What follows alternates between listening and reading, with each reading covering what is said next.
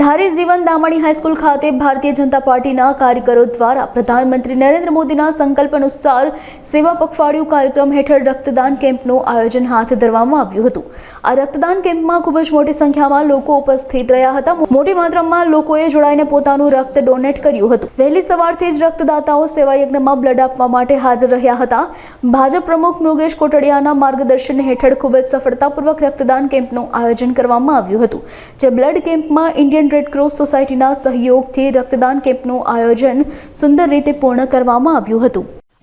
દેશના યશસ્વી પ્રધાનમંત્રી શ્રી નરેન્દ્રભાઈ મોદી સાહેબના 75મા જન્મદિવસ નિમિત્તે આજરોજ ધારી તાલુકા ભારતીય જનતા પાર્ટી દ્વારા બ્લડ ડોનેશન કેમ્પનું આયોજન કરાયું। જેમાં જિલ્લા ભાજપ પ્રમુખ અતુલભાઈ કાનાણી, આપણા વિસ્તારના ધારાસભ્ય જયંતભાઈ કાકડિયા, પૂર્વ ધારાસભ્ય મનસુખભાઈ ગોવા સહિત આગેવાનો કાર્યકર્તાઓ બ્લડ ડોનેશન કેમ્પમાં હાજરી આપી અને કાર્યકર્તાઓ બ્લડ ડોનેટ કરી પ્રધાનમંત્રી શ્રી નરેન્દ્રભાઈ મોદી સાહેબના જન્મદિવસ તરીકે